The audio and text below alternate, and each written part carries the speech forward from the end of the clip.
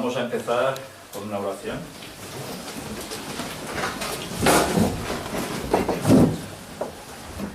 Padre nuestro que estás en los cielos, te estamos muy agradecidos, primero por estar en tu santo día, el santo día de reposo que nos has dado, el sábado. Y segundo, porque estamos en compañía de todas estas personas que han venido, porque hoy tendremos un día súper feliz, un día con 5 bautismos. Y una vez más, son los frutos de tu mensaje, los frutos que corresponden a lo que se ha cosechado y que tú eres el director de todo. Por eso, Señor, estamos muy felices de estar aquí con ellos. Y queremos y te pedimos que el Espíritu Santo esté con nosotros. Amén. Que nos ayude a saber discernir siempre lo que tú nos quieres decir. Que nos vayas mostrando toda la verdad para que podamos vivirla y compartirla. Y para que pronto podamos terminar de dar este mensaje a todo el mundo. Ve uniendo a todos los de tu pueblo, Señor. Que ninguno falte. Y ayúdanos a nosotros a estar firmes hasta el fin. Perdona todos nuestros pecados. En el precioso nombre de Jesús y por su sangre derramada por nosotros te lo pedimos todo. Amén. Amén. Bien, yo introduciría más como ha hecho mi hermano, pero como ya lo ha hecho mi hermano, ya no hay producción. La verdad es que estamos muy felices de estar con vosotros. Y bueno, algunos no os conocían, a otros pues sí, y da alegría volveros a reencontrar, ¿no? Hoy hay un tema que sinceramente es esencial que conozcamos. Y ya os advierto, va a haber bastante lectura, porque no quiero que este tema sea, mira, esto lo dice Víctor San Vicente. No, no. Es algo que va a estar extraído de texto bíblico y va a estar extraído de las citas de Ellen White. Y tiene que ver con un personaje bíblico y algunos más. Pero hay uno en concreto que cuando leemos en la Biblia lo leemos muy escuetamente, porque es que no nos da una gran explicación la Biblia. Pero resulta que Ellen White sí escribe bastante sobre este personaje. ¿Quién creéis que puede ser? Melquisedec. Bueno, podría serlo. Pero creo que aún se habla más de Melquisedec que de este personaje. Pensad en alguien antediluviano, anterior al diluvio. Enoc. Vamos a hablar de Enoc. Y con Enoc nos vamos a llevar alguna sorpresa que desde luego no tiene desperdicio, no lo tiene en absoluto.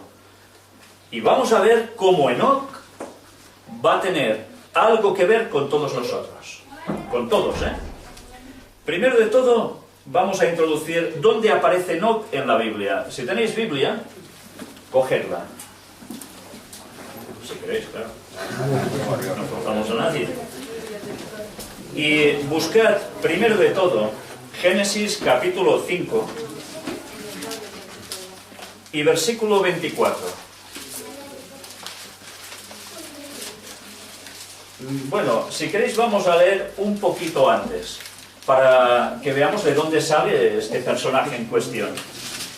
Vayamos en el mismo capítulo 5, se habla de toda una genealogía que viene de Set, sus descendientes. Ya sabéis que Set fue el tercer hijo de Adán, que era considerado el hijo de la restitución, y que tanto Adán como Eva esperaban que fuera precisamente el sustituto de Abel, del hijo asesinado por su hermano Caín, y que a través de él surgiera el Mesías. Incluso no pensaban que surgiera el Mesías, sino que Adán y Eva esperaban que ese hijo fuera el esperado por la promesa. No lo fue. Pero la Biblia nos hablaba de la simiente de la mujer, una transmisión de conocimientos basados en la plena verdad de Dios, adorándole plenamente de verdad, no con matices, y a través de esa genealogía aparecería el Mesías. Pues en esa genealogía que se nos habla en Génesis 5, nos habla de Adán, después de Set, etcétera, etcétera. Bueno, vamos a ver si queréis, empezando por el versículo 4, y así veremos un poco cómo se va sucediendo todo. Y fueron los días de Adán después que engendró a Set, 800 años, y engendró hijos e hijas. Y fueron todos los días que vivió Adán 930 años y murió. Vivió Set, o sea, su hijo, 105 años y engendró a Enos. Por cierto, como tenéis normalmente dedos en la mano, vamos a ir contando los que vamos citando de generación y generación, ¿vale? Empezamos con Adán. Luego tenemos a Set. Vivió Set 105 años y engendró a Enos. Cuidado que Enos no es Enoc, ¿eh? Varía un poco. ¿Cuántos tenemos ya? 3. Y vivió Set después que engendró a Enos 807 años y engendró hijos e hijas. Y fueron todos los días de Set 912 años y murió. Vivió Enos 90 años y engendró a Cainán. ¿Cuántos tenemos? 4. Y vivió Enos después que engendró a Cainán 815 años y engendró hijos e hijas. Y fueron todos los días de Enos 905 años y murió. Vivió Cainán 70 años y engendró a Mahalaleel. ¿Cuántos? 5. Y vivió Cainán después que engendró a Mahalaleel 840 años y engendró hijos e hijas. Y fueron todos los días de Cainán 910 años y murió. Vivió Mahalaleel 65 años y engendró a Jared. ¿Cuántos? 6. Y vivió Mahalaleel después que engendró a Jared 830 años y engendró hijos e hijas. Y fueron todos los días de Melalael 895 años y murió. Vivió Jared 162 años y engendró a Enoc. ¿Cuántos llevamos? 7. Y aparece por primera vez en la Biblia un personaje llamado Enoc. Y vivió Jared después que engendró a Enoc 800 años y engendró hijos e hijas. Y fueron todos los días de Jared 962 años y murió. Vivió Enoc 65 años y engendró a Matusalén. El famoso Matusalén. Este seguro que todo el mundo lo conoce, incluso los no creyentes. ¡Buah, tiene más años que Matusalén! Claro, ¿cuántos años vivió Matusalén? Ahora lo vamos a ver. Y caminó Enoc con Dios después que engendró a Matusalén 300 años y engendró hijos e hijas. Y fueron todos los días de Enoc 365 años. Caminó pues Enoc con Dios y desapareció porque le llevó Dios. Qué raro, ¿no? Está hablando aquí genealogía tras genealogía de personajes y de ninguno dice nada en concreto, salvo con Enoc, que nos hace una pequeña referencia. Caminó pues Enoc con Dios y desapareció porque le llevó Dios. Después, claro, vivió Matusalén 187 años y engendró a Lamec. Y vivió Matusalén después que engendró a Lamec 782 años y engendró hijos e hijas. ¿Cuántos llevamos hasta aquí? Después de Enoc. Viene Matusalén, viene Lamec. Fueron pues todos los días de Matusalén 969 años y murió. Era un capicúa, 969. Bueno, está registrado que es el que más vivió. No hay otro que lo supere. Vivió Lamec 182 años y engendró un hijo. Y llamó su nombre, ¿lo conocéis? Noé. ¿Cuántos llevamos? 10. 10 con Noé. Diciendo, este nos aliviará de nuestras obras y del trabajo de nuestras manos, a causa de la tierra que Jehová maldijo. Y vivió Lamec después que engendró a Noé 595 años y engendró hijos e hijas. Y fueron todos los días de Lamec 777 años y murió. Curioso, 777 y murió. Y siendo Noé de 500 años, engendró a Sem, a Cam y a Jafet. ¿Y verdad que ya sabemos la historia que viene después? Corrupción, diluvio, exterminio, volver a empezar. Y lo que ahora estamos explicando de los misterios de Babilonia, cómo a partir de allí surge algo. Bien, eso va a ser otro tema. Y muy largo, por cierto, si Dios quiere. Pero fijaos que os he estado citando, remarcando qué número era cada uno. Porque no, ¿cuál hemos dicho que es desde Adán? El séptimo.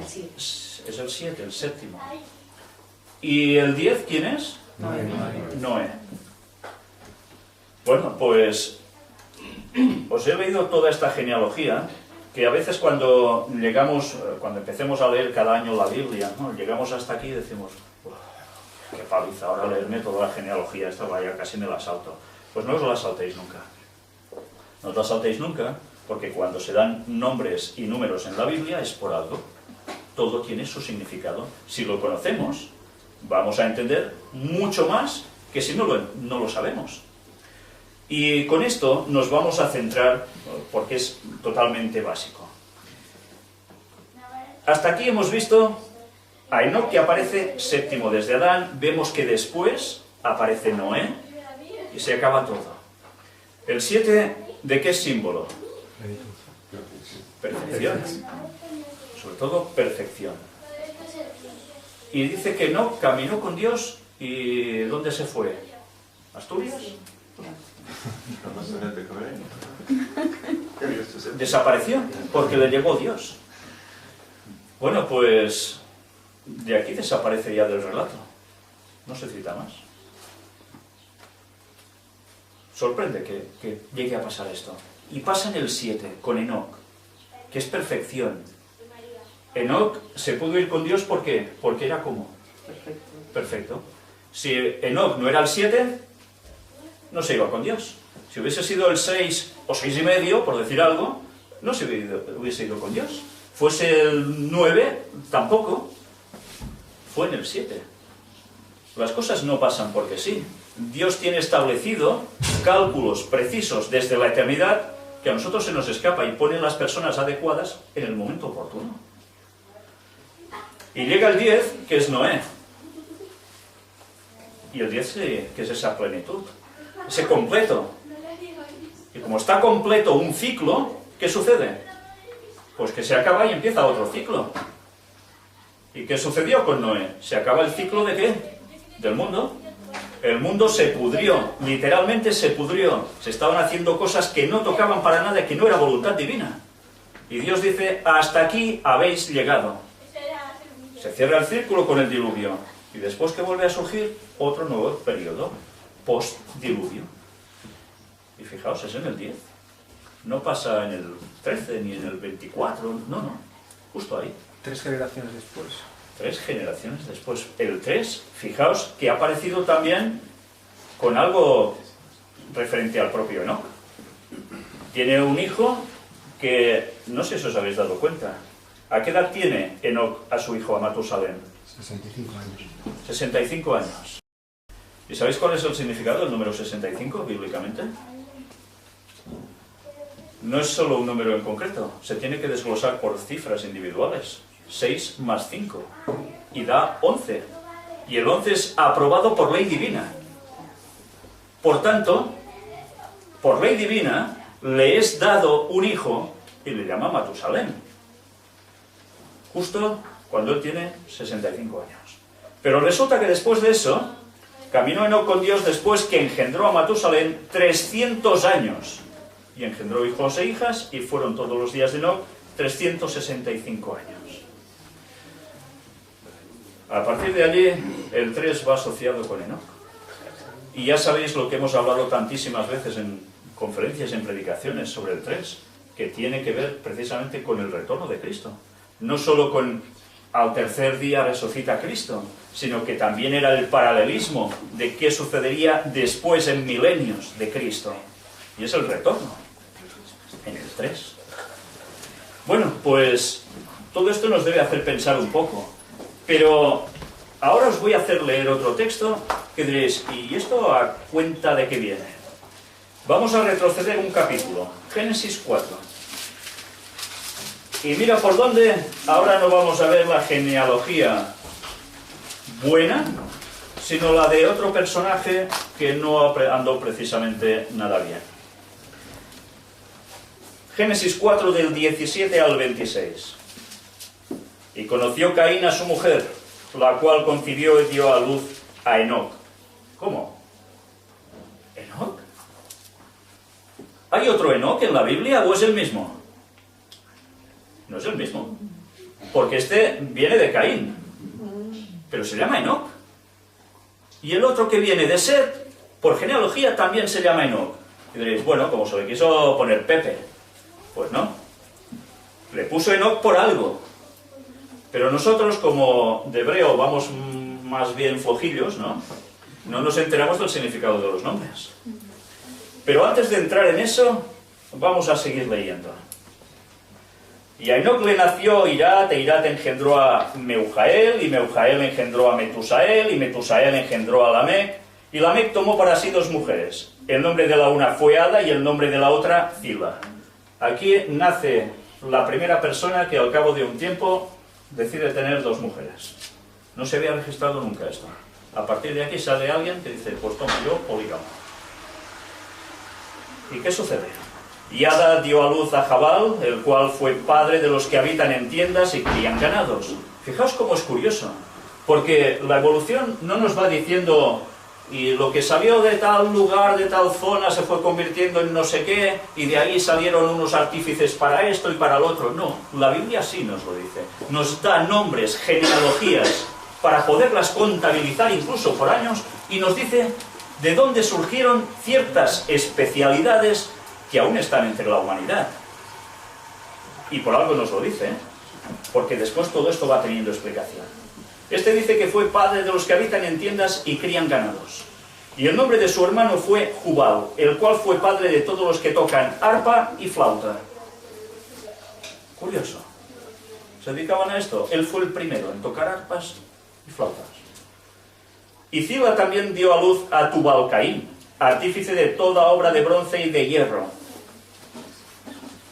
En esa época ya hacían todo esto. ¿Trabajaban el bronce y el hierro?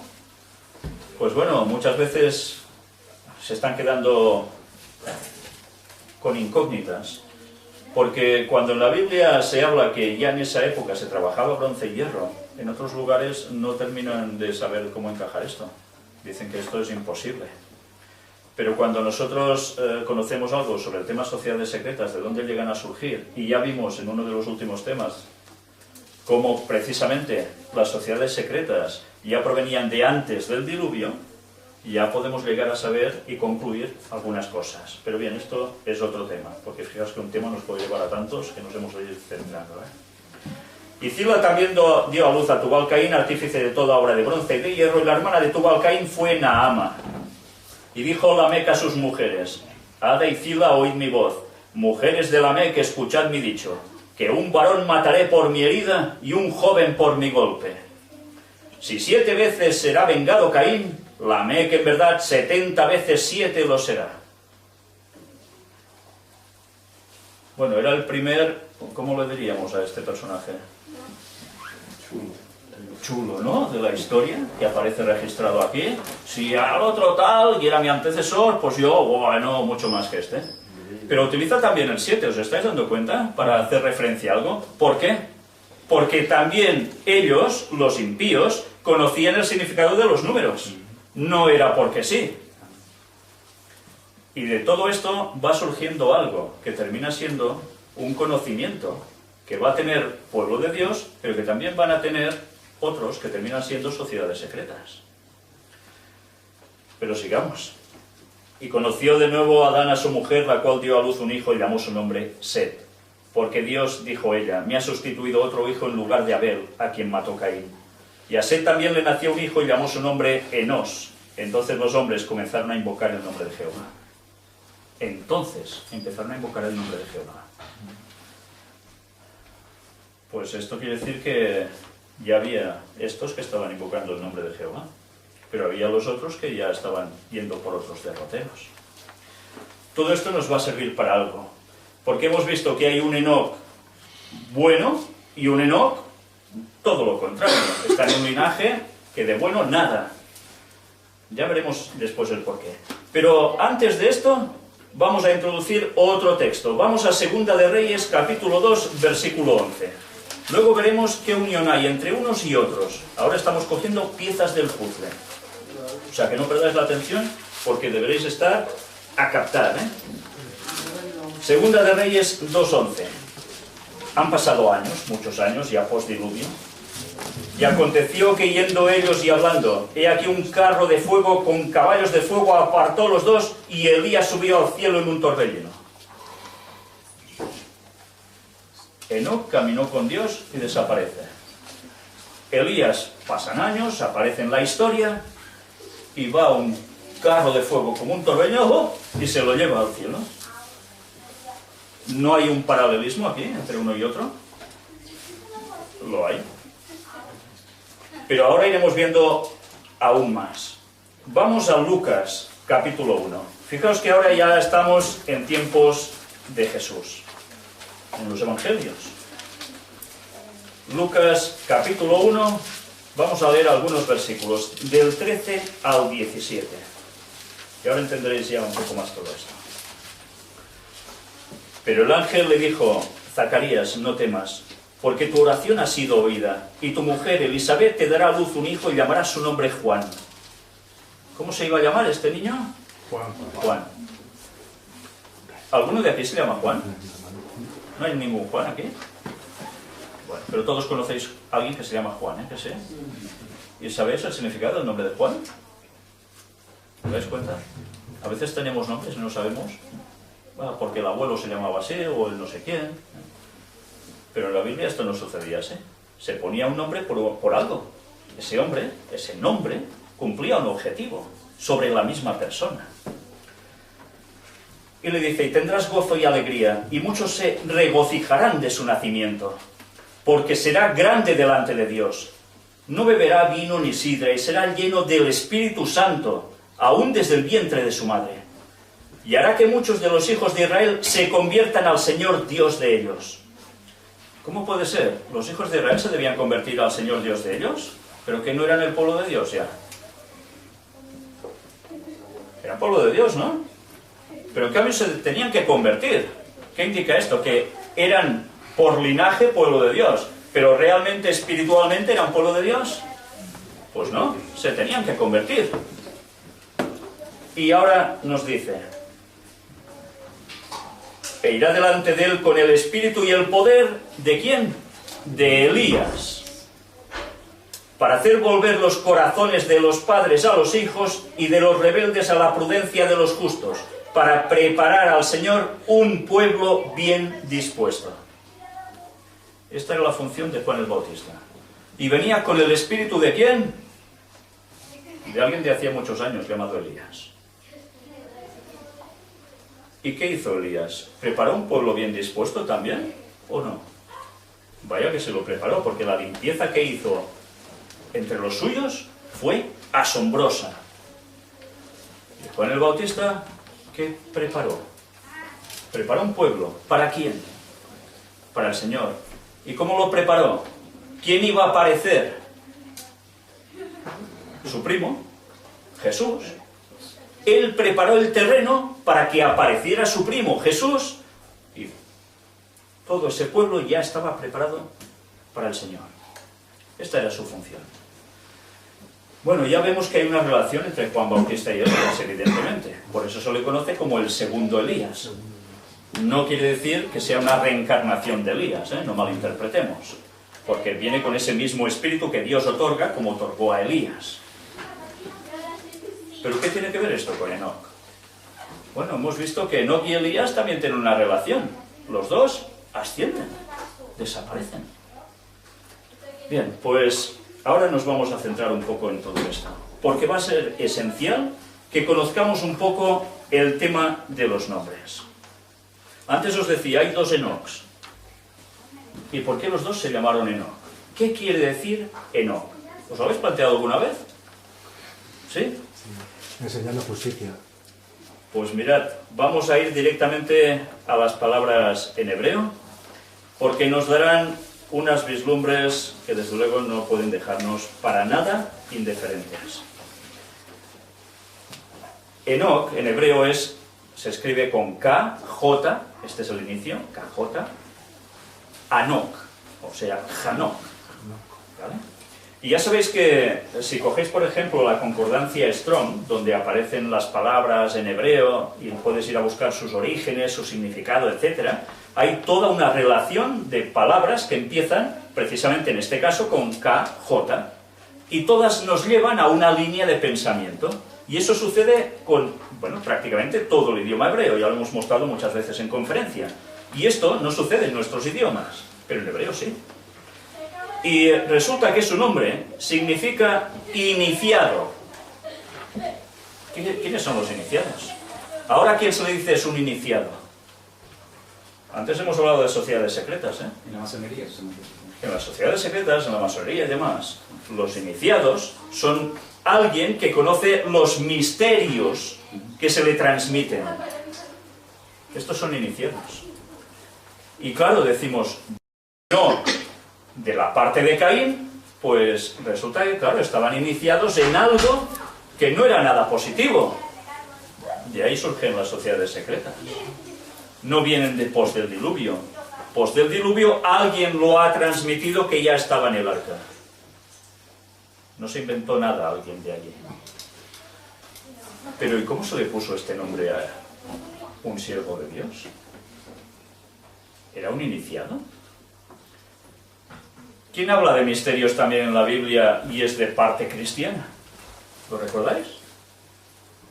El señor Pablo, el apóstol Pablo, habla de iniciarse, también de iniciados. ¿Y por qué? Porque habla de los misterios. Pero fijaos qué diferencia, iniciados en los misterios de Dios o en los misterios de Satanás. Esa es la gran diferencia. El nombre de Enoc podía equipararse a lo mismo, pero con una gran diferencia de sentidos al final. Para bien o para mal. Pero, ¿sabéis? Hay algo que tiene que ver un poco con lo que acababas de decir tú. Si vamos buscando esa KJ en distintas palabras que vienen seguidas, nos llevan a referencia de lo que tiene que ver con ese iniciado. Si vamos viendo referencias, bueno, yo os muestro algunas que he sacado después. Nos dice, patriarca antediluviano, iniciado, favorecido. Es favorecido. Puede ser favorecido por Dios o por el enemigo. Ese no, que es igual. Pero aún vamos a ver algo más. Hay otro nombre que tiene que ver con la misma raíz y que nosotros en nuestro idioma no nos enteramos. Y resulta que Juan Bautista, el nombre de Juan también, claro, se escribe el Nuevo Testamento en griego, muy bien, pero el nombre tiene origen hebreo. Y si vas al hebreo, era Yehohanan. Y resulta que cuando vas viendo las terminaciones, te lleva también a KJ, a lo mismo. Y en este caso, Juan Bautista es favorecido de Jehová. ¿Te das cuenta? De hacer favor de parte de o de Dios o podía ser del enemigo. En este caso, ya es claro, es de Jehová. Y está como nombre compuesto, Jehová, que es existente o eterno, y Hanán, que es doblar o inclinarse en bondad hacia un inferior. Estaba describiendo el carácter de Juan el Bautista. Él que, como dijo Jesús, era el mejor de los que ha nacido entre los hombres, y no se humilló él. Vaya que se llegó a humillar. Incluso dice que es necesario que yo me aparte para dar paso a quien era su primo, a Jesús. Él trabajaba preparando el terreno para Cristo. Y va dando más datos. Bueno, pues todo lo que se habla aquí tiene que ver con compasión, misericordia, piedad, rogar, suplicar. ¿Era el carácter de Juan o no? Sí. Era lo que Juan hacía para que la gente se convirtiera. Pero aún hay más. Si vamos viendo esas palabras de KJ, nos va dando palabra por palabra todas significaciones que tienen que ver con un tipo de carácter impresionante. Y este era el carácter de Enoc. Pero que da una serie de palabras que cuando lo vas leyendo, y esto luego haremos un montaje con las diapositivas donde podréis ver nombre por nombre, tiene que ver incluso con lanza. Es curioso. ¿Lanza? ¿Eso es positivo, una lanza? En el caso de Jesús era una cosa muy negativa, aparentemente, ¿no? No es una lanza que traspasa el costado de Jesús. Eso es nefasto, sí. Pero si es que eso no sucede, aquí nadie se salva. Porque su sangre y el agua es lo que brota de allí. Y eso como símbolo también de perfección con Enoc.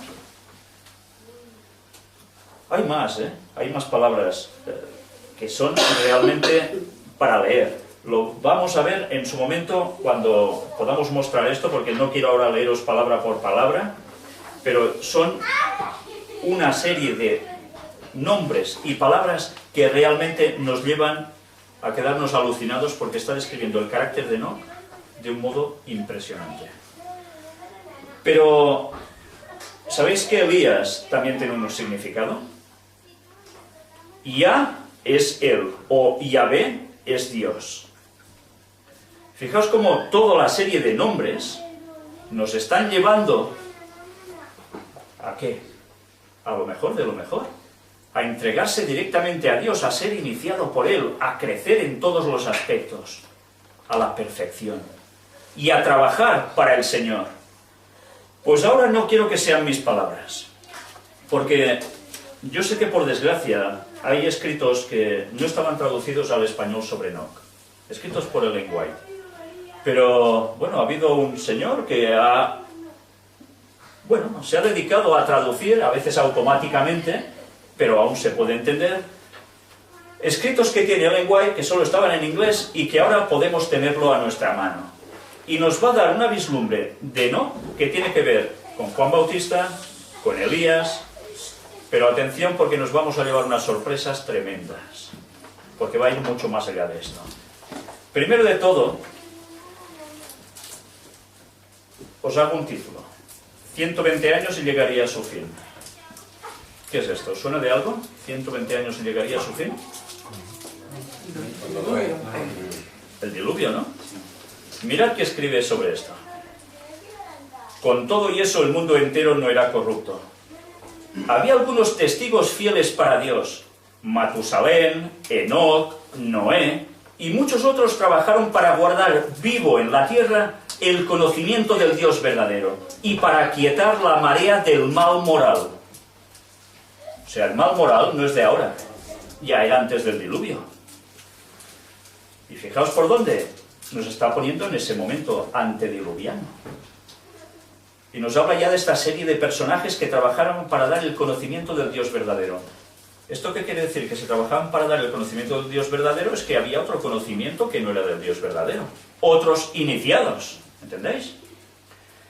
Dios declaró que su espíritu no iba a contender por siempre con los hombres culpables, pero que su prueba condicional iba a durar 120 años. Fijaos que aquí no dice que la gente viviría 120 años y se moriría. Hay personas que interpretan esto, sobre todo incluso dentro del mundo evangélico, que las personas llegarían a un punto de tener 120 años y morirse. De aquí no se pasaría. La Biblia en ese texto no hacía referencia a esto, sino que Dios le dice a Noé: van a haber 120 años y se acabó. Y viene el diluvio. Esta es la auténtica aplicación. Era condicional. Sí, claro, era condicional. Sí. ¿Y sucedió o no sucedió? Claro que sucedió. Noé sabía o no sabía cuándo iba a venir el fin. Sí. Es evidente, si Dios mismo le dice que eran 120 años. Y Noé solo iba a callar, ¿eh? Noé, que tenía un carácter justo ante Dios, se lo iba a callar para él. Se iba a hacer un arca, les diría: va a venir un diluvio, y se acabó. ¿Les diría eso? No les iría advirtiendo progresivamente: preparaos, que esto se acaba, que es verdad. Quedan 120 años. Ah, no, que eso es nada, son tonterías. O no, eso puede ser aproximado, más o menos. ¿Creéis que Dios va con más o menos? Cuando es un Dios de orden y de perfección matemática. Para creer eso, desde luego, hace falta mucha moral, ¿eh? Y mirad qué nos dice ahora. Dios declaró que su espíritu no iba a contender por siempre con los hombres culpables, pero que su prueba condicional iba a durar 120 años. Si ellos no dejaban de contaminar, condicional, con sus pecados el mundo y sus ricos tesoros, Él los borraría de su creación. Y estos ministros fieles de la justicia dieron el mensaje de alerta. Ah, se lo callaron, y no fue solo Noé, ¿eh? ¿Quiénes cita aquí? Matusalén, Enoc, etc. Todos sus parientes que estaban adorando al auténtico Dios. Dan el mensaje. Los que no adoraban al auténtico Dios, ¿qué mensaje iban a dar? Todo el contrario. No, tranquilos, que esto no... Bueno, ya será quizás más adelante. esto no puede ser, ya. Pues los fieles dieron el mensaje de alerta. Pero no se le prestó atención a la luz, y la predicación de Noé y de sus compañeros impresionó los corazones cada vez menos. Muchos incluso de los fieles de Dios no tenían suficiente poder moral para oponerse a las influencias de la corrupción de su época, y fueron seducidos a pecar por ellos. Hubo gente que aceptó el mensaje, sí, esto es verdad. Pero ¿qué pasaba? ¿La influencia del exterior? ¿Todo su entorno qué era? ¿Llevarlos a la verdad? No, todo lo contrario, y eran arrastrados. Les faltaba poder moral. ¿Y por qué eran arrastrados? ¿Qué les tiraba más? ¿Dios o las cosas del mundo? Bueno, eso sucede aún hoy en día. Hay personas que desearían que Cristo no viniese nunca. O dirán que sí, pero no. Prefieren buscarse primero una gran casa, un gran coche, un no sé qué. Y así, pues se van autoengañando, pasando años, pero el fin se va acercando. Y eso es ineludible. Y se le dio 120 años. ¿Y qué sucedió? Vino el diluvio. ¿Y el diluvio en qué consistía? En un jubileo. Y un jubileo es cuando la tierra descansa. 120. ¿Y los jubileos cada cuánto eran? Cada 50 años. ¿Y no veis el paralelismo de 120 por 50? Cada 50 es un jubileo que nos lleva a 6.000. Mira por dónde, qué casualidad. Lo mismo que se dice que va a durar la existencia desde el pecado en la tierra hasta el fin, hasta el retorno de Cristo. Esto no son bromas, ¿eh? En la Biblia vemos que los números no se dan porque sí, porque quedan bien. No, se dan porque nos están dando un mensaje para todos. Y esto podéis pensar, no, esto lo aplicas tú, ¿sí? Pues ya veréis más adelante lo que nos dice la propia hermana White. Y no solo la propia hermana White, lo dice un apóstol, que lo que ha sido escrito en esos tiempos, ¿para quién es especialmente? Para todas las épocas, por supuesto, porque todos los cristianos de todas las épocas, eso les ha servido, les ha nutrido, pero especialmente dice para los que han alcanzado los fines de los siglos. O sea que si no aprendemos de lo de antes y esas referencias que nos están dando mensaje, sea por nombre, sea por números, no nos vamos a enterar de nada y nos vamos a perder. Sí, literalmente nos vamos a perder. No, que yo ya estoy en la fe, ya. Pues porque no haces caso de lo que dice Dios, porque no me interesa. O seamos claros, o me interesa o no me interesa. Pero a Dios no podemos irle con excusas. Fijaos ahora, os pongo otro título. Cuanto más cerca del Dios, más perfeccionado. El andar de Enoc con Dios no era en arrobamiento o en visión, sino en el cumplimiento de los deberes de su vida diaria. Esto no quiere decir que no tuviera visiones, porque le fueron mostrado lo que vendría en el futuro. Pero, ¿qué? ¿Solo se basaba en eso? ¿En un arrobamiento, una visión? No. El cumplimiento de los deberes de su vida diaria. O sea, ¿era un cristiano solo cuando llegaba el sábado? No, siempre. No se aisló de la gente convirtiéndose en un ermitaño, pues tenía una obra que hacer para Dios en el mundo. ¿Dios quiere que seamos ermitaños? No, eso es una cuestión de religiones paganas y de religión católica, pero no del cristianismo auténtico. ¿Podéis dar el mensaje si estáis en una cueva en el Quinto Pino? ¿Verdad que no? ¿Quién se lo va a dar entonces si todos hiciésemos eso? Es lo mismo. ¿Nadie? Pues lo teníamos claro. Nadie se salvaría en este mundo porque no recibirían el mensaje al final. En el seno de la familia y en sus relaciones con los hombres, ora como esposo o padre, ora como amigo o ciudadano, fue firme y constante siervo de Dios. Su corazón estaba en armonía con la voluntad de Dios, pues ¿andarán dos juntos si no estuvieran de concierto? Es el texto de Amós 3:3. ¿Andarán dos juntos si no estuvieran de acuerdo? ¿Verdad que no? ¿Habéis hecho una caminata larga con alguna persona que no congeniáis? Yo os diré algo. En Girona es costumbre, desde hace muchos años, una marcha que es conocida como la marcha de los 40, la marcha de los 40 kilómetros. Y empiezas por la madrugada antes de que salga el sol y vas andando 40 kilómetros, todo un circuito, y van mucha gente, ¿no? Pero a veces vas andando y vas solo y alguien va andando a tu lado y te empieza una conversación, o no, claro, depende. Y a veces hay personas con las que ves que enseguida hay un feeling, ¿no? Una conexión.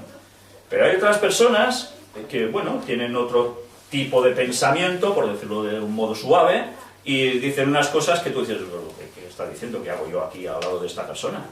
¿Y qué intentarás hacer? Pues bueno, que vaya andando, yo me despisto y... ¿eh? Claro, no andarás junto con él porque te está dando la paliza todo el rato. ¿Tú no quieres eso? A lo mejor eres tú que se la da a él, cuidado, ¿eh? Pero dos juntos pueden andar si no están de acuerdo. ¿Verdad que si hay ocasión no lo harás? Y este santo andar continuó durante 300 años. O sea que Enoc andó con Dios y no tuvo ganas de decir, uy, aquí te quedas, yo me voy para allá. No, andó al lado de Dios todo el rato. Continuó durante 300 años. Muchos cristianos serían más fervientes y devotos si supiesen que tienen solo poco tiempo que vivir o que la venida de Cristo está por suceder. Atención a lo que está diciendo, ¿eh? Pero en el caso de Enoc, su fe se fortalecía y su amor se hacía más ardiente a medida que pasaban los siglos. Algunos saben, pues mira, te vas a morir de aquí 2 meses porque tienes una enfermedad que no te sabes. Y entonces, ay, me acerco a Dios como sea porque yo lo que quiero es vivir o tener vida eterna después. Hay gente que reacciona así. Bueno, pues cuando hay miedo, algunas personas reaccionan por eso, por temor, no por amor. Enoc fue andando 300 años al lado de Dios y fue creciendo espiritualmente. Y no pensaba, mira, como van pasando años yo me voy alejando. No. Por más tiempo que pasara, él iba creciendo en conexión con Dios. ¿Y qué debemos hacer nosotros? ¿Sabemos el año del retorno de Cristo? Sí. ¿Y qué debemos hacer? ¿Colgarnos, dejarnos hasta que falte poco? No. ¿Vamos a ser cristianos solo al final? ¿Y si no llegamos al final? ¿Y si nos morimos antes? ¿Qué lo sabes tú cuándo vas a vivir? Pues el cristiano debe estar consagrado a Dios, andando con Dios cada día, creciendo, sí o sí. Y no debe haber otra. Algunos dicen, y ya lo veis en una cita de lenguaje al final, cómo prefieren ir dejando pasar las cosas y buscando excusas. Ya lo veréis en su momento. Otro título os pongo, Enoc, séptimo desde Adán, profetizando la segunda venida. ¿Enoc profetizó la segunda venida de Jesús? ¿La profetizó? ¿Y cómo puede ser? Un antediluviano estaba profetizando de la segunda venida de Jesús cuando Jesús no había ni aparecido por primera vez en Belén. ¿Y puede ya estar hablando de la segunda venida? Mira, Enoc, séptimo desde Adán. Fijaos cómo Ellen White nos lo va recalcando como el texto bíblico. Séptimo desde Adán. Y nosotros, sin querernos enterar. Estuvo profetizando siempre la venida del Señor. Siempre, no solo, mira, he tenido una visión y ahora lo suelto y ya está. No, siempre profetizaba la venida del Señor. ¿Y esto no es una lección para nosotros? No, hablemos solo de esto y hablemos del otro. Pero no anunciemos que Jesús va a volver, siempre lo mismo. Esto es un alarmismo, esto no toca. No, siempre, porque este es el mensaje del auténtico cristiano. Porque su esperanza es cuando todo va a concluir y por fin el mal se va a acabar. ¿Y no queremos eso? Pues ¿cómo no vamos a anunciar la segunda venida de Jesús? Y más cuando sabemos que el tiempo se acaba. Este gran acontecimiento le había sido revelado en visión. Abel, aunque muerto, está siempre hablando de la sangre de Cristo, que es la única que puede hacer nuestras ofrendas y nuestros dones perfectos. ¿Qué quiere decir esto? ¿Que Abel está muerto pero está en algún lugar y sigue hablando? Su sangre sigue hablando, da testimonio, que es algo distinto, no malinterpretemos los textos. La Biblia ha acumulado y reunido sus tesoros para esta última generación. ¿Qué, me lo he inventado yo? ¿Se lo inventó el apóstol Pablo? No, el White también lo reafirma. Todos los grandes eventos y las solemnes transacciones de la historia del Antiguo Testamento han sido repetidas y se están repitiendo en la Iglesia en estos últimos días. Mira por dónde. Moisés todavía habla enseñando la negación de sí mismo al desear que él mismo fuera borrado del libro de la vida en favor de sus semejantes, a fin de que ellos se salvaran. Moisés sí que podría seguir hablando, ¿eh? Porque Moisés, ¿dónde está? En el cielo. Él podría seguir hablando. Pero una vez más, aquí nos está haciendo referencia a través de los escritos que él mismo hizo, ¿no?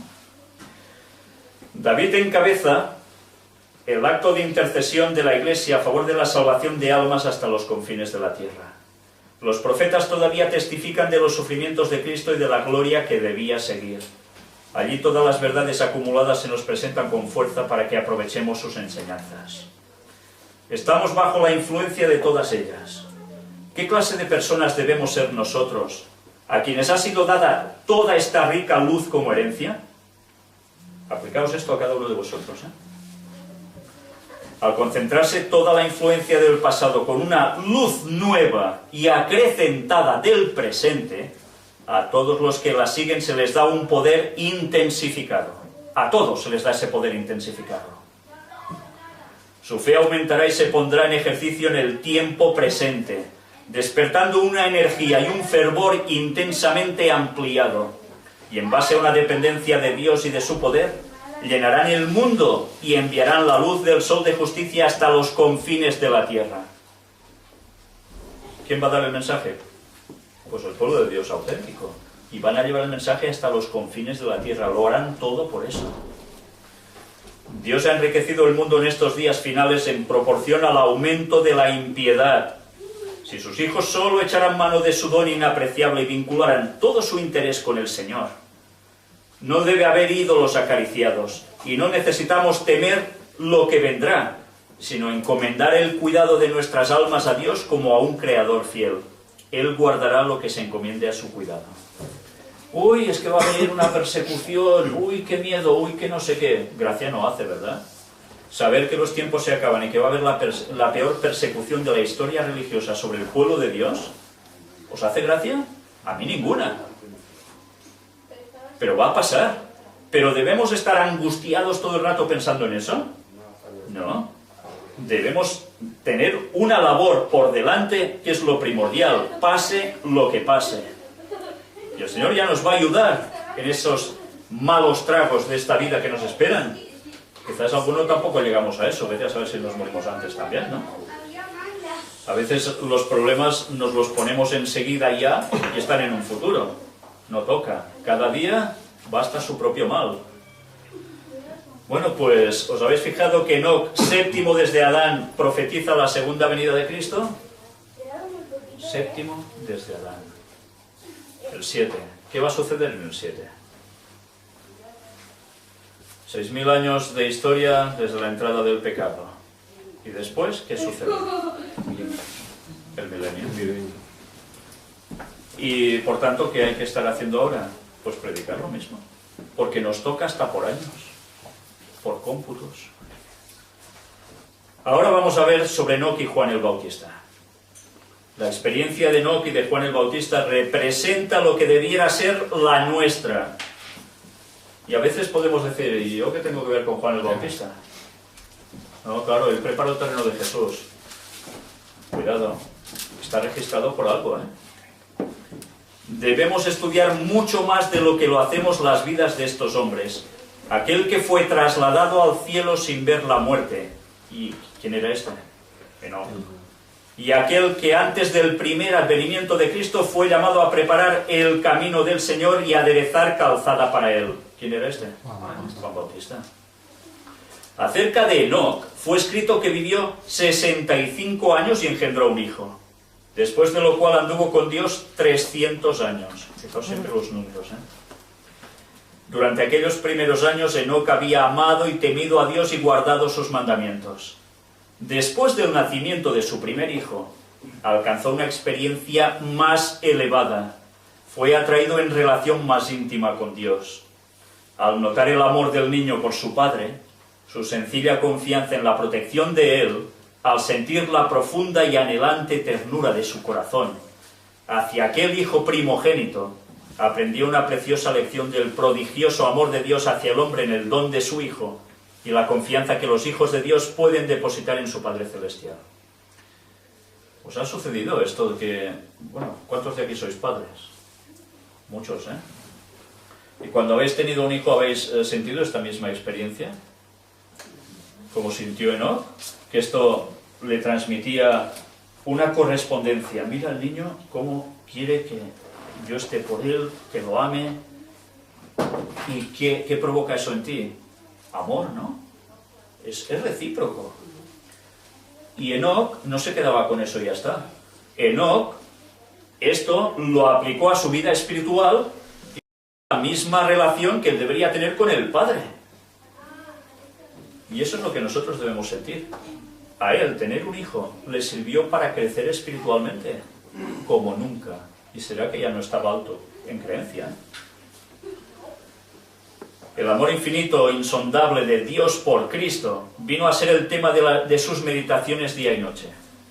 Porque claro, no solo era él en su relación con Dios, sino que él extraía la lección de algo que le fue mostrado en visión. La relación de Dios Padre con ¿quién? Con Cristo. Y esto le hizo pensar. Y era algo que aún estaba en un futuro. Y él ya le estaba dando vueltas a eso. ¿Y eso qué hacía? ¿Alejarlo de Dios? Todo lo contrario. Con todo el fervor de su alma trató de revelar aquel amor a la gente entre la cual vivía. El andar de Enoc con Dios no era en éxtasis o visión, sino en todos los deberes de su vida diaria. Una vez más leemos aquí, no se hizo ermitaño ni se separó completamente del mundo, porque tenía en este mundo una obra que hacer para Dios. Y ahora, esto es una lección también, sobre todo para los adventistas, que, el mundo se acaba y hay que salir corriendo ya a tener algo, un huertecito en el campo y no sé qué, y me lo voy a buscar en el pico más elevado y más lejano de todos para que no me encuentren. Ya, ¿y cómo les das el evangelio a la gente? O sea, ¿tú quieres sobrevivir por tu propia cuenta? Si Dios no te protege, tú estarás donde sea e irán a por ti igualmente. No hemos de hacer eso para huir. Debemos hacer eso porque verdaderamente lo necesitamos para estar con un carácter más relajado, poder meditar más en la naturaleza, en las obras de Dios, y también cuidarnos también nuestra salud, si podemos cultivar. Pero no podemos hacerlo para tomar la huida antes de cuenta, porque hay que seguir dando un mensaje a la gente. En la familia y en su trato con los hombres, como esposo y padre, como amigo y ciudadano, fue el leal y firme siervo de Dios. ¿Será un ejemplo en su familia o no? Y en todas partes, ¿eh? En medio de una vida de labor activa, Enoc mantuvo constantemente su comunión con Dios.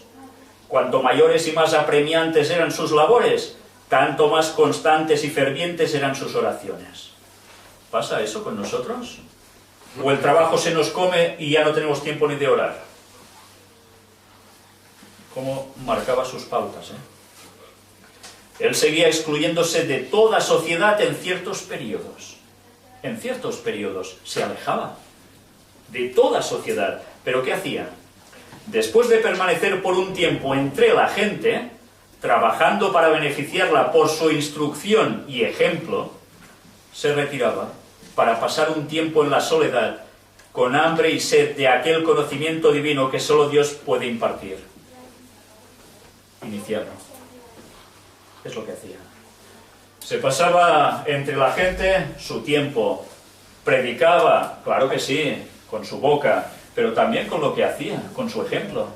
Pero no se quedaba siempre entre la gente, porque había una corrupción prácticamente absoluta. ¿Y qué hacía después? Se retiraba para estar en contacto con Dios otro tiempo, llenarse, y luego ¿qué hacía? Volver.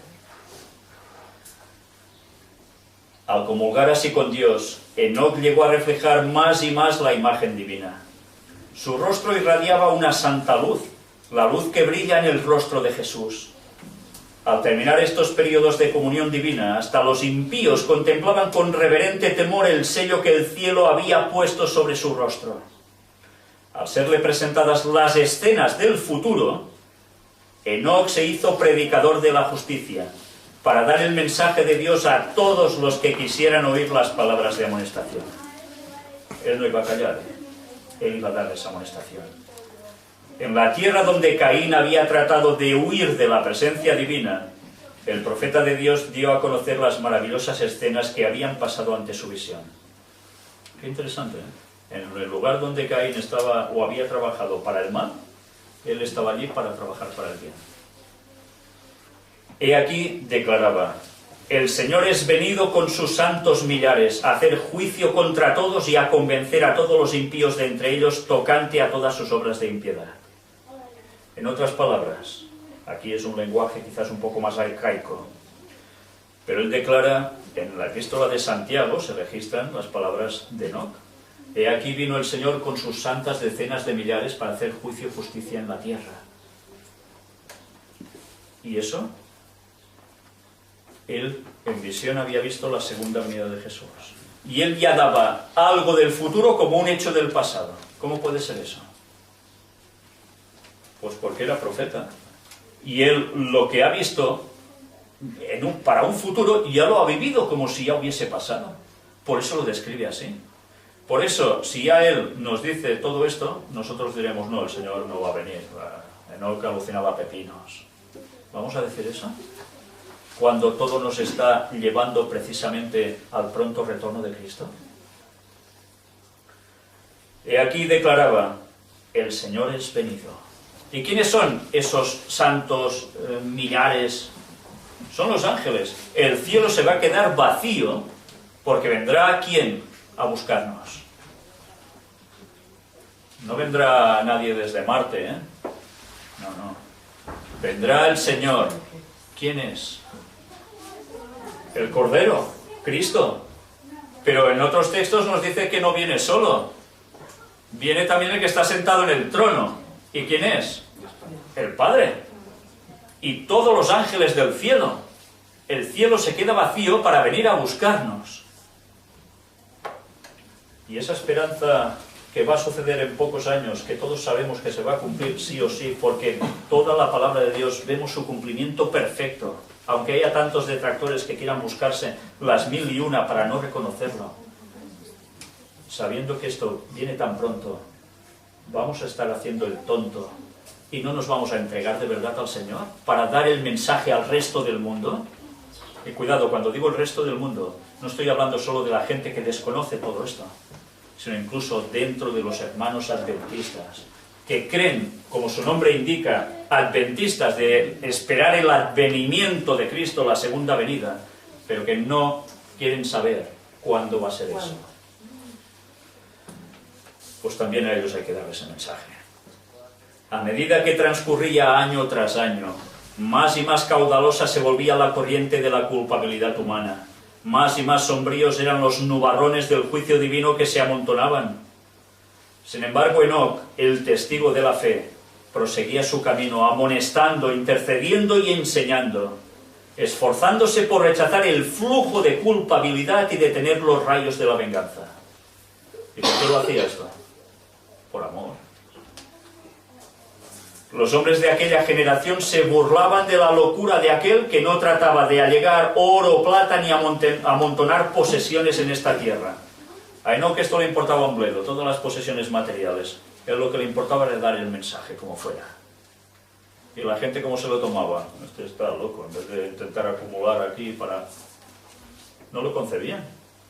Preferían seguir sus caminos de maldad. Pero el corazón de Enoc estaba puesto en los tesoros eternos. Él había contemplado la ciudad celestial, la nueva Jerusalén, la que descenderá después del milenio. Había visto al Rey en su gloria en medio de Sión. Cuanto mayor era la iniquidad existente, tanto más ferviente era su anhelo por el hogar de Dios. ¿No os pasa eso a vosotros? Cuando ponéis las noticias... Bueno, yo os digo la verdad, cada semana cuando presento normalmente las noticias de actualidad en la relación con la profecía bíblica, cuando las estoy presentando, por dentro estoy hirviendo, porque veo la maldad que no cesa, va a más, es un continuo, se está metiendo por todas partes. Y solo deseo que esto se acabe ya. Pero para que se acabe ya también he de dar el mensaje a todo el mundo, porque una cosa debe ir seguida a la otra. Y sé que Dios lo hará coincidir todo, seguro, en sus tiempos. Pero yo no puedo dormirme, he de seguir dando el mensaje. No yo, todos, porque lo que le digo para mí, creo que todos lo sentís cuando ponéis unas noticias por la radio, por la televisión o leéis la prensa. ¿No os indignáis cuando veis tanta maldad? Es que a quien no le hierva la sangre con eso, está muerto. ¿No se pide justicia? ¿El mundo ofrece justicia? ¡Qué poca! Y cuando sabemos que el Señor va a traerla, ¿no lo hemos de anhelar, acaso? Mientras estaba todavía en la tierra, Él moraba por la fe en las regiones de luz. O sea, pisaba en la tierra con sus dos pies. ¿Pero dónde tenía su pensamiento puesto también? En el cielo. Él seguía viviendo aquí, haciendo lo que tocaba. Pero su corazón ya estaba allí. Por tanto, vivía el cielo en la tierra. Bienaventurados los de limpio corazón, porque ellos verán a Dios. Durante 300 años Enoc había estado buscando la pureza de corazón, a fin de estar en armonía con el cielo. Qué interesante. Y a veces nosotros queremos que Dios armonice con nosotros en vez de al revés. Porque hacemos cosas que sabemos que no son la voluntad de Dios. Pero no queremos dejarlas de hacer. Preferimos excusarnos. Y así vamos a ser salvos. Queremos hacer a Dios a nuestra medida y no nosotros a crecer, a perfeccionarnos, a ser como Él. Pues lo tenemos claro. Enoc trabajó para perfeccionarse y pudo ser trasladado al cielo. Durante 3 siglos habla andando con Dios. Enoc. Día tras día había anhelado una unión más íntima. La comunión se había vuelto más y más cercana hasta que Dios lo tomó a sí mismo. Él había estado en los umbrales del mundo eterno. Había mediado tan solo un paso entre él y la tierra de los bienaventurados. Y ahora se abrieron los portales. El andar con Dios tanto tiempo seguido en la tierra continuó y él pasó por las puertas de la santa ciudad. El primer hombre que entrase allí. Fue el primero, ¿eh? Ni Adán, ni Set, ni Abel. El primero en ir directamente de la tierra al cielo como ser humano fue Enoc. Y entonces los otros que eran tan buena gente,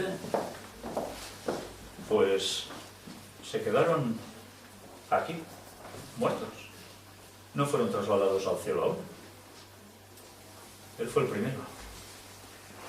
¿Y creéis que esto es un capricho de Dios?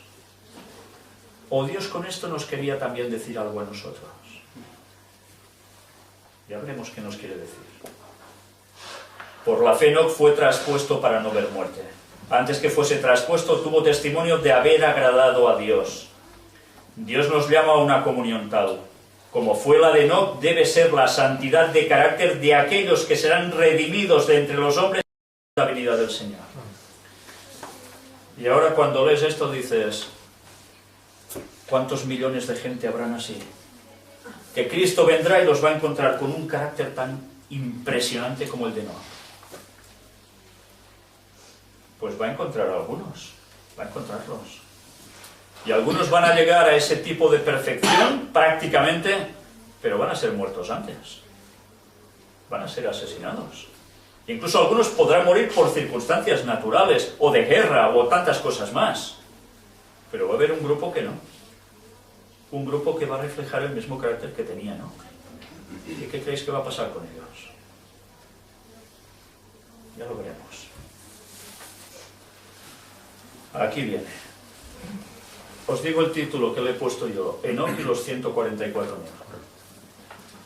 ¿Va a ser esa la enseñanza que nos transmite Enoc? Mediante el caso de Enoc, se enseñó a los descorazonados fieles que aunque estaban entre gente corrupta y pecadora, que vivía en abierta y osada rebelión contra Dios, su Creador, si obedecían y tenían fe en el Redentor prometido, o sea, en Cristo, podrían vivir una vida justa como el fiel Enoc. Serían aceptados por el Señor y finalmente llegarían al trono celestial. Pero ahora nos va a dar algún detalle más. Por la fe Enoc fue traspuesto para no ver muerte, y antes que fuese traspuesto, tuvo testimonio de haber agradado a Dios. Ahora por un momento pensad, imaginaos que el fin ya llega.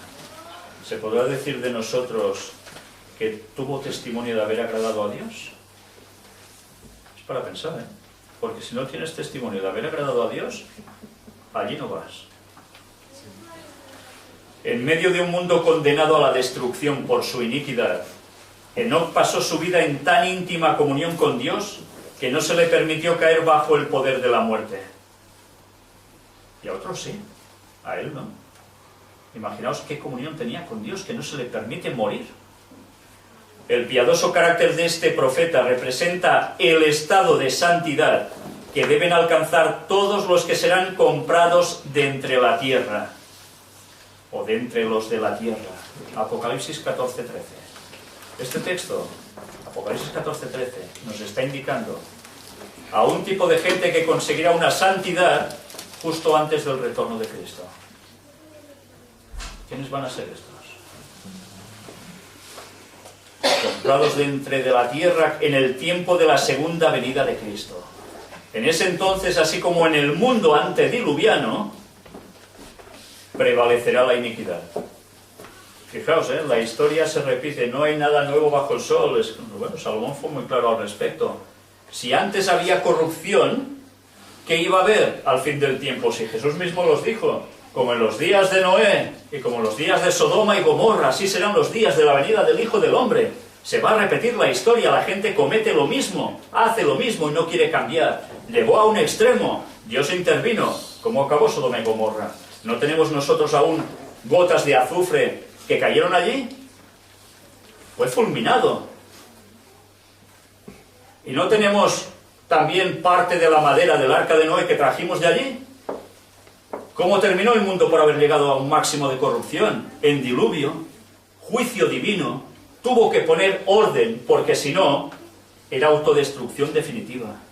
¿Y salvación para quién? Para nadie. Siguiendo los impulsos de su corrupto corazón y las enseñanzas de una filosofía engañosa, el hombre se rebelará contra la autoridad del cielo. Fijaos que estaba escribiendo en futuro aquí Ellen White, Pero así como Enoc, el pueblo de Dios buscará la pureza de corazón y la conformidad con la voluntad de su Señor, hasta que refleje la imagen de Cristo. Tal como lo hizo Enoc, anunciarán al mundo la segunda venida del Señor. Anunciarán solo, no, Cristo te ama, porque los mensajes deben ser cristocéntricos y significa que tienes que decir todo el rato, Cristo te ama. Pero en ningún momento dices, prepárate que el Señor vuelve y podrás ser salvo, pon tu vida en conformidad a su voluntad, perfecciónate, no te quedes como estás, porque así no podrás ser salvo. ¿Eso no es un amor también cristocéntrico? ¿No da Cristo la vida por todos nosotros? Pues eso lo hemos de decir. Cristo vino a morir por ti, por ti, por ti, por mí, por todos. Pero no todos quieren ser salvos. Y ahora vuelve a buscarnos. Y nos vamos a callar, ¿no? Tal como lo hizo Enoc, anunciarán al mundo la segunda venida del Señor. Y los juicios que merecerá la transgresión. Y mediante su conversación y ejemplos santos, condenarán los pecados de los impíos. Así como Enoc fue trasladado al cielo antes de la destrucción del mundo por el diluvio, así también los justos vivos serán traspuestos de la tierra antes de la destrucción por el fuego. ¿Y la destrucción por el fuego cuándo es? Cuando vuelve Jesús por segunda vez. Ya no van a nacer a Belén, allí en una cunita o en un pesebre. No. Viene como el Señor, Rey de Reyes, como Dios, Creador, Redentor, Dios absoluto. Y con toda su gloria. Y eso va a crear un fuego que lo va a destruir todo. Pero no destruye a todos. Va a destruir todo y a muchos, pero no a todos. Habrá un grupo que se va a escapar de esto. ¿Y por qué se va a escapar de esto? ¿Se estarán ocultando en un búnker bajo suelo y eso no les va a afectar? Ya sabéis que hay mucha gente que se está gastando auténticas fortunas en la actualidad porque están temiendo que va a haber un cataclismo nuclear tremendo. ¿Y creen que van a ser salvos así? Pues eso no les va a salvar precisamente del retorno de Cristo. Dice el apóstol, todos ciertamente no dormiremos, o sea, no moriremos, mas todos seremos transformados en un momento, en un abrir de ojo, a la final trompeta, porque el mismo Señor con aclamación, con voz de arcángel y con trompeta de Dios, descenderá del cielo. Porque será tocada la trompeta y los muertos serán levantados sin corrupción, y nosotros seremos transformados. O sea que los muertos que vayan a ser salvos resucitan entonces en la segunda venida de Jesús, no antes. Pero resulta que hay unos que están vivos, y esos son transformados en un momento, en un abrir de ojos, un guiño. Qué rápido, ¿no? ¿Y qué significa esa transformación? Pues que hay un cambio de materia para poder soportar esa gloria de Dios que como humanos no podríamos, tal como estamos ahora. Los muertos en Cristo resucitarán primero. Luego nosotros, los que vivimos, los que quedamos, juntamente con ellos seremos arrebatados en las nubes a recibir al Señor en el aire, y así estaremos siempre con el Señor. Por tanto, consolaos los unos a los otros con estas palabras. ¿Os habéis dado cuenta cómo viene el Señor en la segunda vez? Es curioso porque en ninguna religión prácticamente predica esto. Todo el mundo cree que vendrá un Mesías, todas las religiones paganas, islam, cristianas, católicos, protestantes, creen que aparecerá, como los propios judíos, un Mesías en la tierra, y que estará 1000 años en la tierra poniendo orden y justicia. Pues ¿sabéis quién va a ser el que va a hacer eso? Satanás haciéndose pasar por Jesús poco tiempo antes del retorno de Cristo. Si nosotros no hemos avisado a la gente cuándo vuelve Jesús exactamente y cómo, y predicamos que antes va a venir Satanás haciéndose pasar por Cristo, si decimos que Jesús va a venir antes o mucho antes, les estamos preparando el terreno para que caigan en el engaño de Satanás, que aparecerá por aquí como Pedro por su casa. Y la gente quedará embelesada, hipnotizada por lo que hará. Y van a creer que es el mismo Jesús. Y los que pensaban como nosotros van a quedar hipnotizados, realmente, creyendo que, mira, estaba equivocado, es que es Jesús, hace milagros, hace descender fuego del cielo a la tierra, todo. Mira su cara, qué bondad transmite. ¿Cómo no van a quedar engañados? Mirad si es importante saber cuándo viene y cómo viene. Porque el Cristo, cuando vuelva, no va a tocar su pie en tierra. Estará arriba y seremos arrebatados, nos hará ascender hasta la plataforma con la que venga, se nos va a llevar. Cuando venga Satanás andará entre la gente. Por eso Jesús dijo, si os dicen está aquí o está allá, no vayáis. Porque si vais o lo veis, aunque sea por televisión o cualquier cosa, ya estás. Ya estás. Jesús dice, no vayáis, no lo veáis, porque sabe que nos va a tumbar, nos va a cautivar. ¿Cuántas veces oís algo así en las iglesias? ¿Verdad que nadie está predicando que Satanás se está preparando su venida? Satanás sabe cuándo Jesús va a volver. Lo conoce mejor que nosotros muchos más años. Porque vamos a presentar, si Dios quiere, un tema donde vamos a demostrar cómo realmente lo sabe. No solo porque lo dice el texto, sabiendo que le queda poco tiempo, sino porque han quedado pruebas que podemos mostrar para reconocer cómo Él ya ha anunciado su propia venida. Y la gente va a quedar engañada de lleno. Y por eso cuando ahora oyes pastores renombrados diciendo que no, que Jesús va a venir mucho antes, le están preparando el terreno para que la gente crea al falso Mesías, porque no les están advirtiendo de esto ni cuándo será. ¿Sabéis? Hay personas también que dicen, no, pero si la Biblia lo pone, Él tocará con su pie en el monte de los olivos y entonces ya mandará durante 1000 años. Porque confunden la segunda venida de Jesús con la tercera, que ocurrirá al cabo de 1000 años. Después de haber ido al cielo durante 1000 años, pasando juicio, revisión de por qué tantos no han sido salvados, nosotros estaremos en ese juicio, comprobando que Dios verdaderamente era justo. Luego regresaremos aquí con la Nueva Jerusalén. Y será cuando Jesús pondrá primero su pie en el monte de los olivos, bueno, lo que haya quedado, y se verá esa explanada que Apocalipsis describe, kilométrica, enorme, y allí se aposentará la ciudad. Y entraremos con Él por las puertas de la ciudad. Y será cuando Satanás se va a aprovechar de algo. va a resucitar toda esa gente que ha estado muerta, que no ha sido salva de todas las épocas. Y Satanás les dirá, cuando se vea otra vez con posibilidades de engañar a la gente, porque cuando Cristo ha vuelto por segunda vez, Satanás no ha muerto, ni sus ángeles caídos, los demonios. Ellos seguirán vivos. Verá ocasión para poder decir, esta es la mía. Y querrá terminar con el pueblo de Dios y con el trono del Señor, para mandar Él, que es lo que siempre ha pretendido, equipararse a ser Dios. Y dirá, yo os he resucitado, vayamos contra ellos. Y el lenguaje describe como incluso vendrán batallones por todo el mundo con generales que jamás han perdido una batalla, que no habrán sido salvos, y harán incluso armamento. Y esto lo describe el lenguaje en el conflicto de... ¿Cuánto van a tardar en hacer esto? No lo sé, pero evidentemente no lo hacen en un día. Irán batallones hasta allí, y cuando decidan atacar, es cuando el Señor mostrará en visión panorámica todo el proceso, desde la rebelión de Lucifer, la entrada del pecado, la muerte de Cristo por nosotros, todo. Y toda la gente se va a ver reflejada allí. Y nadie tendrá excusa. ¿Y qué va a hacer? Como dice el texto bíblico, toda rodilla se va a doblar ante el Señor. Todos van a reconocer quién es Dios. Y ya no van a atacar. ¿Y sabéis por qué no van a atacar? Porque Dios hará descender fuego y azufre como en Sodoma. Pero de un modo tremendo, que no va a dejar nada, absolutamente nada sobre la superficie de la tierra. Van a reconocer que Dios es justo. Y algunos pueden pensar, ¿y por qué los fulmina?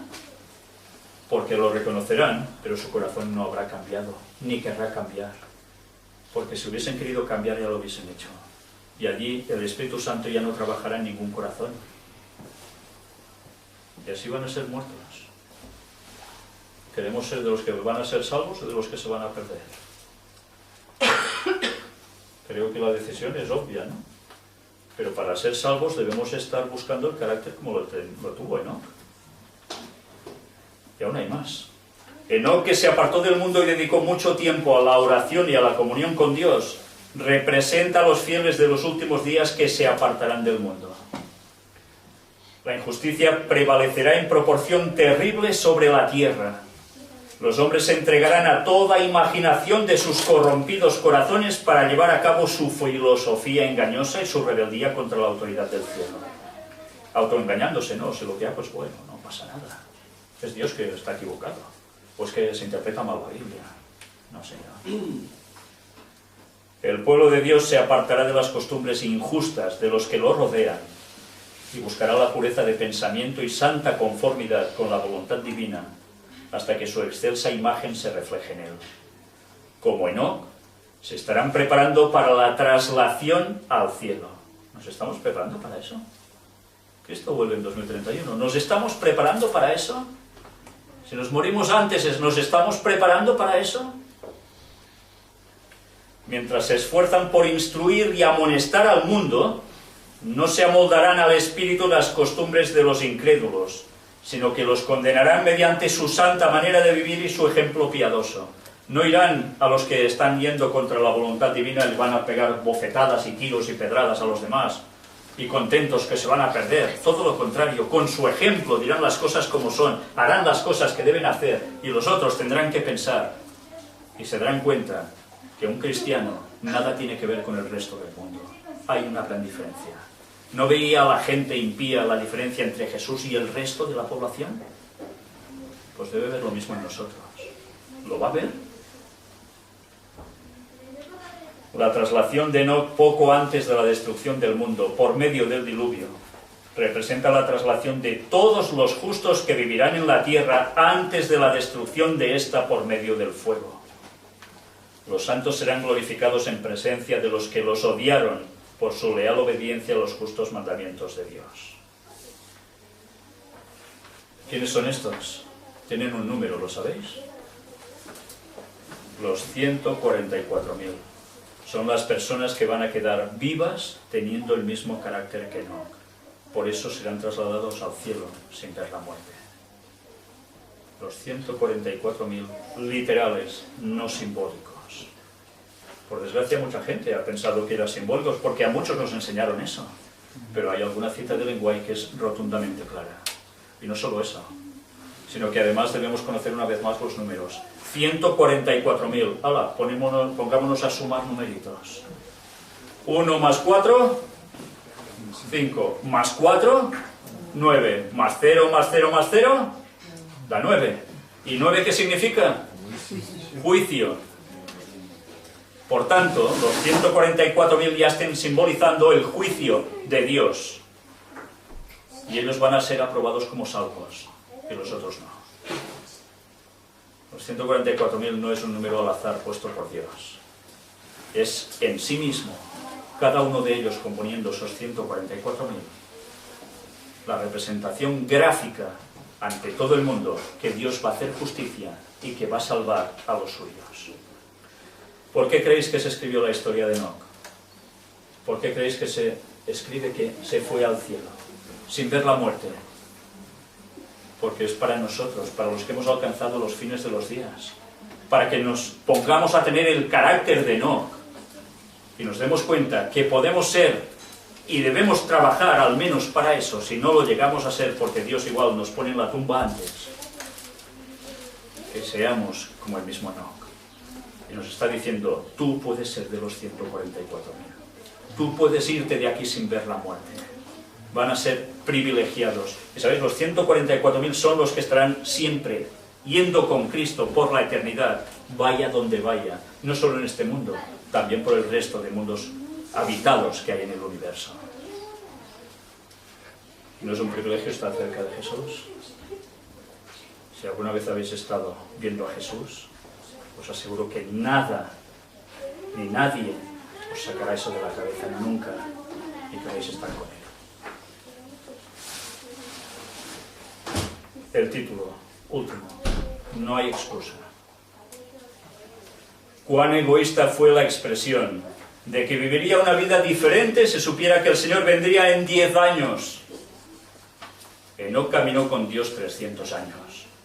Esta es una lección para nosotros, para que caminemos con Dios cada día sabiendo que no estamos seguros a menos que estemos esperando y velando.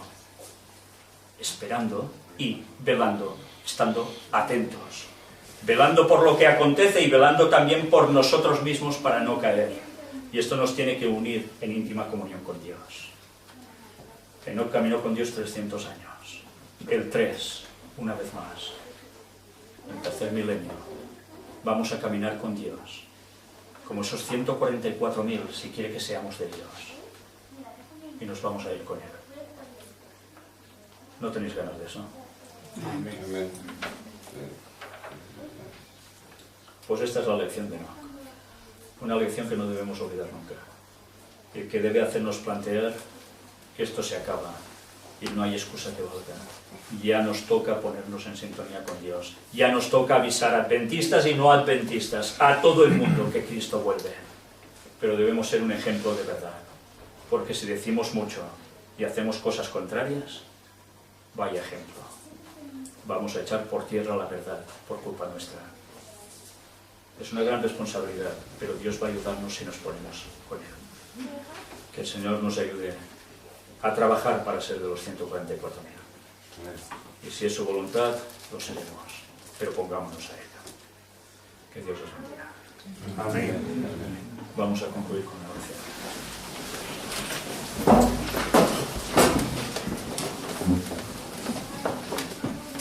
Padre nuestro, una vez más, Señor, nos ponemos en tus manos. Tú sabes toda nuestra vida, desde que hemos nacido hasta ahora. Tú sabes todo lo que nos ha influenciado, cosas que a veces no somos ni conscientes, para que emprendamos ciertas directrices en nuestra vida que a veces no corresponden. Y te queremos pedir, Señor, que nos ayudes a apartarnos de esos pecados que a veces heredamos, pero también de esos pecados que nosotros mismos cultivamos. Transfórmanos, Señor. Ayúdanos a ir creciendo del modo que lo hizo Enoc, de un modo total, rotundo, porque no podemos andar con un pie aquí y otro allá. Danos, Señor, tu Santo Espíritu. Cólmanos de él, Señor. Derrama la lluvia tardía sobre tu pueblo para que terminemos tu obra. Y haz que por nada ni por nadie nos detengamos. Ayúdanos a ser valientes y a buscarte de todo corazón, cada día de nuestra vida, cada noche, en cada momento. Bendícenos, Señor, por favor. Ayúdanos a ser fuertes y a cambiar todo lo que tengamos que cambiar, porque solos no podemos. Y ve uniendo cada día a los tuyos. Te lo pedimos, Señor, por el perdón de todos nuestros pecados. Reconcílianos contigo, Señor. En el nombre precioso de Jesús te lo pedimos todo.